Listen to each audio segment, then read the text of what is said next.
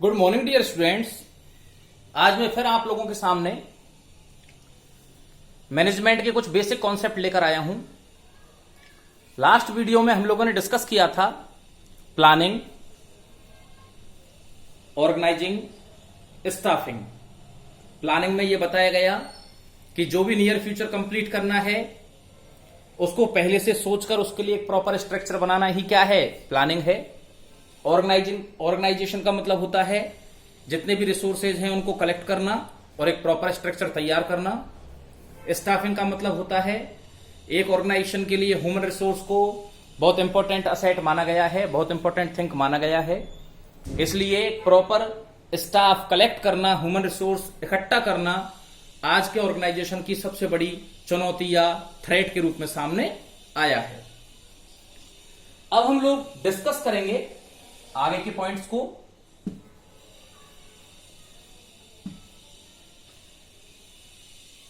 What is directing?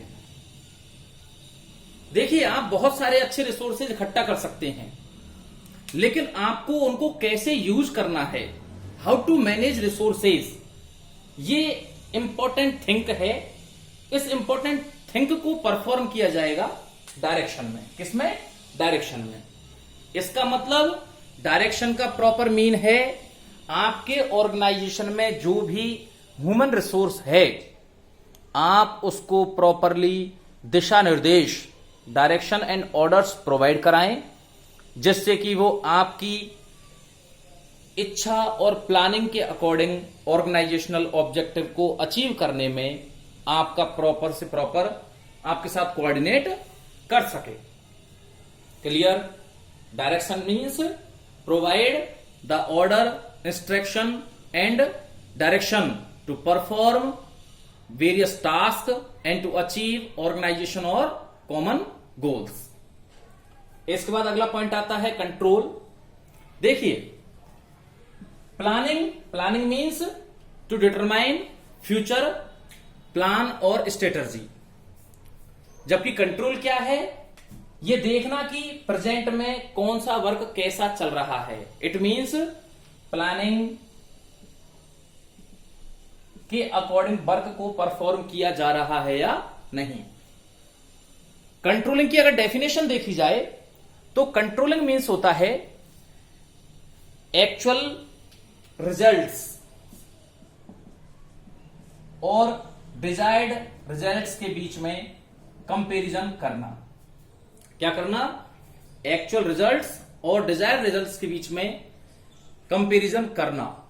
अगर ये दोनों इक्वल हैं, जैसा हम चाहते हैं वैसा ही काम हो रहा है, तो इसका मतलब कंट्रोलिंग की कोई नीड ही नहीं है।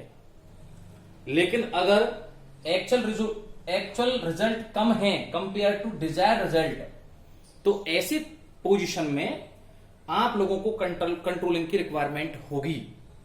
कंट्रोलिंग में आपको यह देखना होगा कि एक ऑर्गेनाइजेशन में कहां कहां कमियां हैं, कौन कौन सी प्रॉब्लम्स आ रही हैं और उन प्रॉब्लम्स को कैसे शॉर्ट आउट किया जाए, कैसे दूर किया जाए।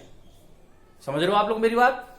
इसका मतलब प्लानिंग में जो ऑब्जेक्टिव्स, जो पैरामीटर्स, जो एफर्ट्स, जो रिजल्ट डिटरमाइन किए गए हैं, उनका वास्तविक, उनका रियल मेजरमेंट करने का काम कौन करता है? कंट्रोल। और उस रियल मेजरमेंट में अगर कोई दिक्कत आती है, हर्डल्स आते हैं, तो उनको रिमूव करने का काम भी किसका होता है? कंट्रोलिंग का होता है। इसके बाद अगला पॉइंट आता है कोऑर्डिनेशन। देखिए, जैसा कि आपको पता है कि एक ऑर्गेनाइजेशन में दो चीजें होती हैं इंपॉर्टेंट, एक वर्क और एक ह्यूमन रिसोर्स। एक तो मनुष्य और दूसरा होता है काम, work and human resource. Coordination in दोनों के बीच में, किस किस के बीच में? इन दोनों के बीच में हार्मोनी डेवलप करने का काम करता है, कोऑर्डिनेशन डेवलप करने का काम करता है। इसका मतलब वर्क और वर्कर के बीच एक बेटर हार्मोनी डेवलप करने की जो प्रोसेस है वो क्या है? कोऑर्डिनेशन। एक ऑर्गेनाइजेशन में बहुत सारे डिपार्टमेंट होते हैं। For example HR department, finance department, marketing department, production department और बहुत सारे। इन सभी डिपार्टमेंट के वर्क अलग अलग हैं। क्या हैं? अलग अलग हैं।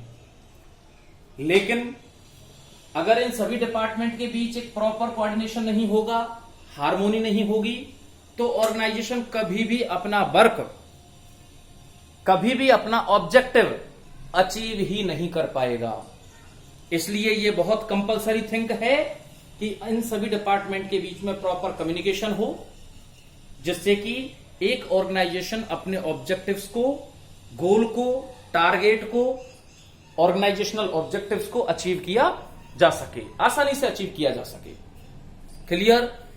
तो वर्क और वर्कर के बीच में, वर्क और ह्यूमन रिसोर्स के बीच में एक प्रॉपर हार्मोनी डेवलप करने का जो काम करता है वो क्या करता है? कोऑर्डिनेशन करता है। क्लियर? इसके बाद बात आती है कम्युनिकेशन की।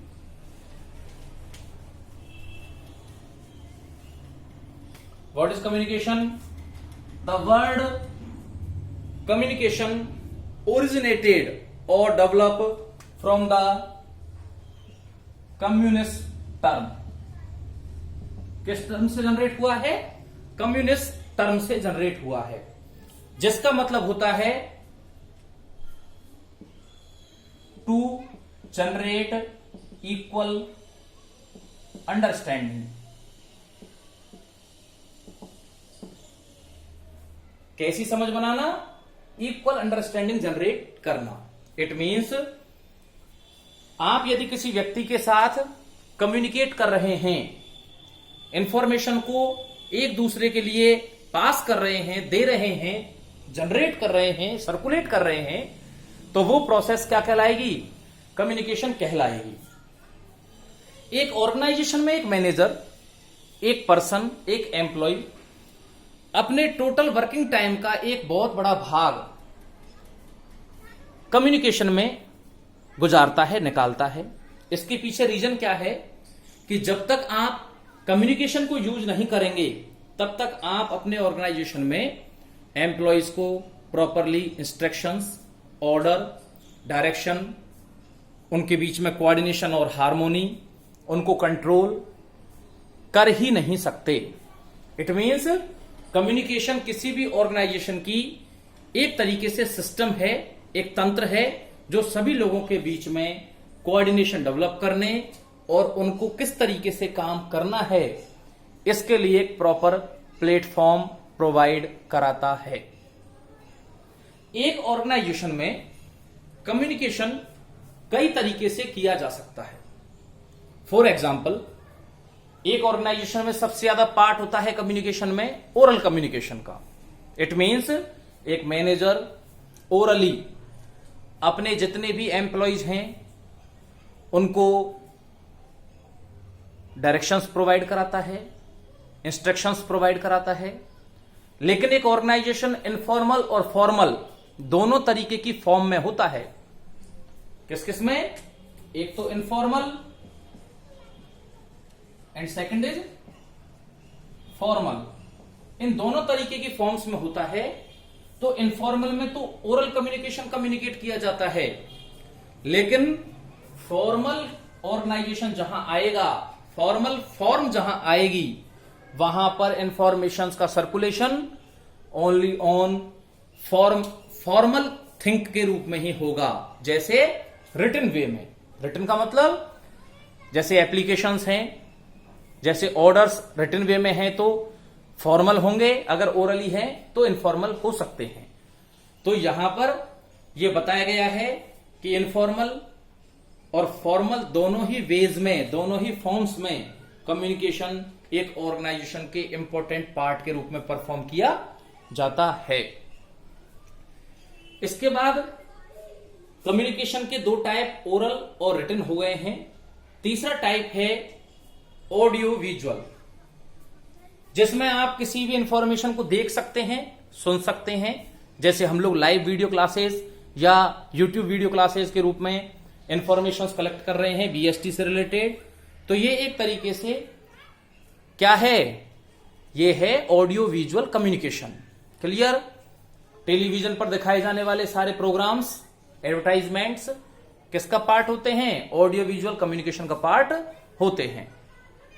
And the last point is communication का फोर्थ पार्ट है, और वो क्या है? Indicative communication.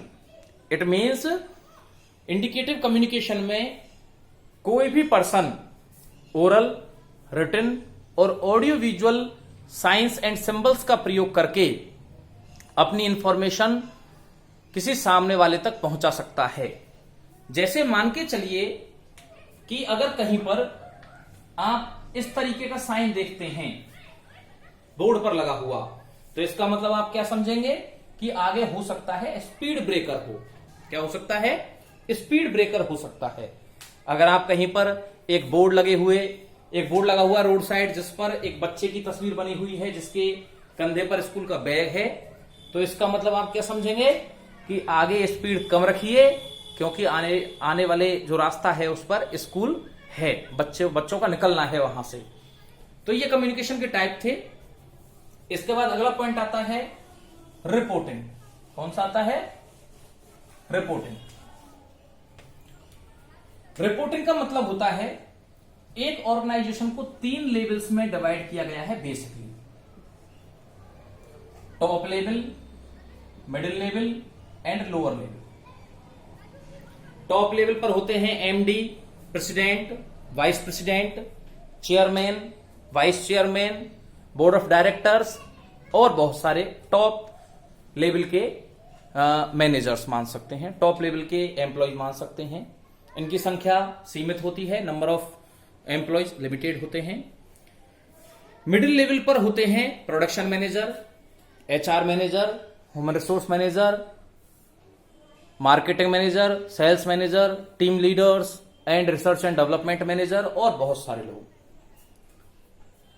और लास्ट या सुपरवाइजरी लेवल पर, लोअर लेवल पर सुपरवाइजर्स, फॉरमैन, सेल्समैन्स, इन लोगों को शामिल किया जाता है। अब आपको यहां पर यह देखना है कि ये लोग इन लोगों के लिए, अपने से नीचे वाले लोगों के लिए ऑर्डर्स और वर्क अलॉट करते हैं। क्या अलॉट करते हैं? ऑर्डर्स एंड वर्क अलॉट करते हैं। और ये लोग क्या करते हैं? उस वर्क को परफॉर्म करते हैं। अब वो वर्क कंप्लीट हुआ या नहीं हुआ, इसकी जिम्मेदारी और रेस्पॉन्सिबिलिटी या जवाबदेही किन लोगों की है? जिनको वर्क दिया गया है। तो इससे रिलेटेड इंफॉर्मेशंस ये लोग कहां तक पहुंचाते हैं? अपने से सीनियर अधिकारी, अपने से सीनियर व्यक्ति के पास उन सूचनाओं को पहुंचाते हैं। ऐसा नहीं है कि लोअर लेवल हमेशा टॉप लेवल को ही जवाब देगा। लोअर लेवल जिम्मेदार होता है मिडिल लेवल के लिए, और मिडिल लेवल जिम्मेदार होता है अपर लेवल या टॉप लेवल के लिए माना जाता है। तो आप लोगों को ये रिपोर्टिंग में क्लियर हो गया होगा कि जब लोअर लेवल मिडिल लेवल को और मिडिल लेवल टॉप लेवल को अपने वर्क कंप्लीट होने के लिए इंफॉर्मेशन सर्कुलेट करता है, तो उस प्रोसेस को रिपोर्टिंग कहा जाता है। इस पॉइंट का लास्ट जो टॉपिक है वो आता है बजटिंग। कौन सा आता है? बजटिंग। बजट। बजट जो टर्म है ये फ्रेंच लैंग्वेज के बगेट शब्द से जनरेट हुआ है। किससे हुआ है? बगेट टर्म से जनरेट हुआ है, जिसका मतलब होता है लेदर बैग और चमड़े का थैला या वॉलेट। जैसा कि आपको पता है कि हमारा वॉलेट हमारे इनकम को रखने और उसमें से पैसा खर्च करने, इन दो चीजों के लिए प्रयोग में लाया जाता है, यूज किया जाता है। तो इसका मतलब हम क्या मान के चलेंगे कि बगेट शब्द का मतलब होता है पैसा आना और पैसा खर्च करना। क्लियर? बगेट जो टर्म है इसी से बजट टर्म जनरेट हुआ है। बजट का मतलब जब एक गवर्नमेंट अपने आने वाली फाइनेंशियल ईयर कितने साल का होता है? 1 ईयर का होता है। तो फाइनेंशियल ईयर की टोटल एक्सपेक्टेड इनकम और टोटल एक्सपेक्टेड एक्सपेंडिचर को काउंट करती है, तो उसका जो लेखा जोखा है, उसका जो अकाउंटिंग है, वो सारी चीजें मिलाकर क्या बनाती हैं? बजट बनाती हैं। बजट एक बहुत ब्रॉड कॉन्सेप्ट है। इसके लिए हम कभी एक पूरी वीडियो क्लासेस देखेंगे आधा घंटे की, जिसमें हम लोग डिस्कस करेंगे what is budget, how to government generate revenue and कौन कौन से डिपार्टमेंट है जहां पर गवर्नमेंट अपने उस जो रेवेन्यू जनरेट किया है उसको एक्सपेंडिचर के रूप में यूज करती है। अभी मैं आप लोगों को केवल यह बता देता हूं कि बजट एक ऐसा टर्म है जिसमें गवर्नमेंट की इनकम और एक्सपेंडिचर को शो किया जाता है। यह कुछ मैनेजमेंट की बेसिक थिंक थी, क्योंकि प्रोफेसर हेनरी फ्योल ने कहा है कि मैनेजमेंट प्रेजेंट सेंस में, जैसा कि मैंने आप लोगों को स्टार्टिंग में डेफिनेशन में बताया था कि मैनेजमेंट ब्रॉडर सेंस में planning, organising, staffing, directing, controlling, communication और बहुत सारी चीजों का एक ग्रेट कॉम्बिनेशन है। और इसी के लिए मैंने इस डेफिनेशन को एक्सप्लेन करने के लिए ही आपको ये सारे पॉइंट्स, एक एक पॉइंट के बारे में पूरा एक्सप्लेनेशन प्रोवाइड कराया है। आई होप आप लोगों को ये पॉइंट क्लियर हो चुके होंगे। अगर आपको कोई भी प्रॉब्लम है तो आप मुझे कभी भी कॉल और मैसेज कर सकते हैं। मेरे यूट्यूब चैनल को आप सब्सक्राइब कीजिए, जिससे कि आने वाली वीडियोस का आप लोगों को इंफॉर्मेशन इजीली मिल सके। धन्यवाद।